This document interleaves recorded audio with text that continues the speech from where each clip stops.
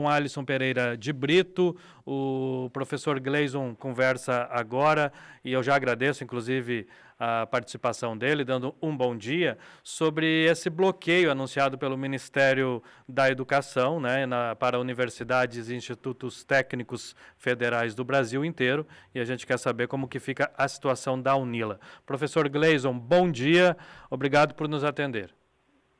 Opa, Dante, muito bom dia. Eu que agradeço a disponibilidade, a possibilidade de conversar um pouquinho com vocês aqui da Rádio Cultura sobre essa situação.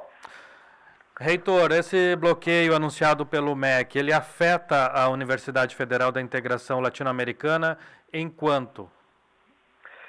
Bom, Dante, o que aconteceu é que o governo federal fez um corte linear, um bloqueio linear, né, no orçamento das universidades de 5,8%. Então, na realidade, todas as universidades têm exatamente o mesmo bloqueio orçamentário com perspectiva até novembro, né? Mas é uma perspectiva. Então, o que nós temos de informação concreta, pelo próprio sistema de informação orçamentária do governo federal, é que há uma perspectiva de liberação, então não temos a certeza.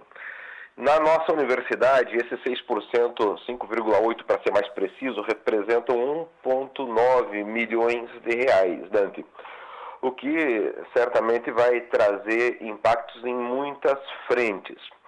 A situação concreta é que nesse momento estamos em uma situação de insolvência, ou seja, há mais contas a pagar até o fim do ano do que há dinheiro em caixa. É possível que se transforme numa situação de inadimplência, ou seja, de não conseguir cumprir com os credores. Reitor, é a segunda vez, né, que o MEC bloqueia verbas para as universidades federais, institutos, inclusive da UNILA, né? A primeira vez a UNILA conseguiu reverter e desbloquear a metade, né, do valor. Naquela vez era a verba destinada para a construção, para a infraestrutura, né, de prédios da UNILA. Dessa vez, continua sendo esse o principal problema, o avanço das obras de prédios, né, próprios da UNILA, ou já começa a afetar outras áreas? Agora é um pouco diferente, Dante. Na outra vez, então, era o dinheiro para obras, para compra de equipamentos, né? Começou com um bloqueio de 14%, então também era bloqueio no início. Esse bloqueio depois foi revertido pela metade, 7%. E esses 7% se transformaram em corte. De fato, eles foram retirados do orçamento. Nesse momento, a gente está falando de outro recurso, que é a verba do custo corrente. Então, o dinheiro que a gente está falando é o dinheiro para pagar as contas de água, as contas de luz, pagar o aluguel, pagar as empresas com quem nós temos contrato. Dante, são mais de 300 fornecedores, prestadores de serviço, locatários, que prestam serviços para a UNILA e que correm nesse momento o risco de não poder ter o compromisso cumprido por parte da universidade.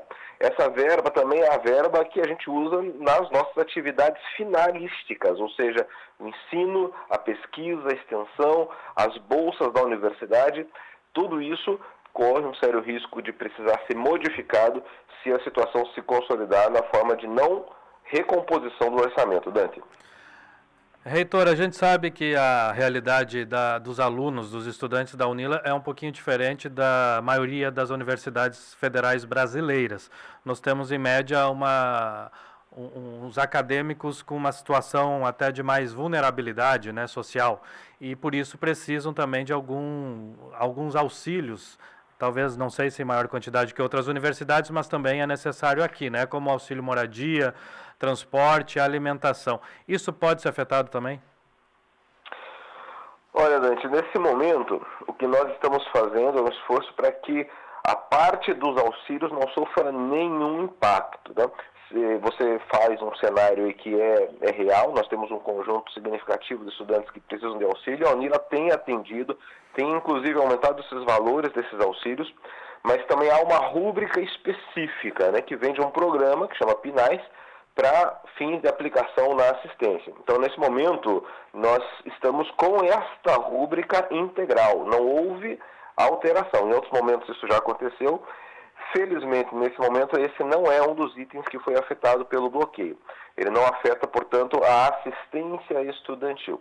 E, claro, enquanto gestão, nós estamos buscando o esforço aí também para fazer com que as atividades finalísticas sejam as que vão sofrer menos, né? Vamos buscar, se for possível, adaptar essa situação para as questões de meio. Então, os contratos de limpeza, de manutenção, de segurança, a questão da água, da luz, talvez até a questão do aluguel, vai ser necessário mexer para conseguir chegar ao final do ano sem entrar num processo de inadimplência. Ok, tá certo. Tem prevista algum encontro com o Ministério da Educação por parte dos representantes das universidades federais prevista para as próximas semanas, reitor? Sim, nós ontem tivemos uma reunião de emergência com todos os reitores e reitoras das universidades, né, a rede de 69 universidades.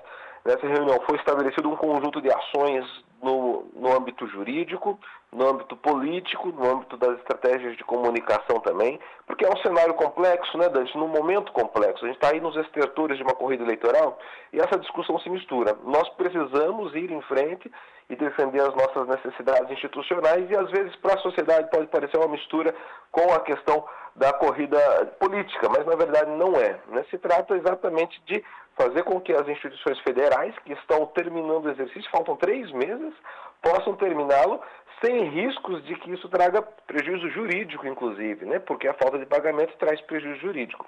Nós teremos também, muito provavelmente, aí nas próximas semanas, o agendamento de uma reunião presencial em Brasília, porque a diretiva da nossa sociedade, né, da associação que reúne os reitores e reitoras, está buscando também uma reunião com o ministro da Educação para que a gente possa sentar e buscar a melhor forma de contornar isso. Esse bloqueio, na verdade, foi em todos os ministérios, mas, infelizmente, no Ministério da Educação foi o que absorveu a maior parte. 50% desse bloqueio aconteceu no Ministério da Educação.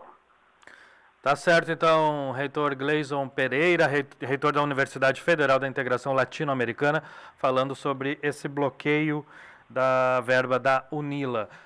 Reitor, muito obrigado por nos atender e um bom trabalho. Eu que agradeço, Dante. Um abraço para a Cida aí também. Bom trabalho para vocês. Até mais.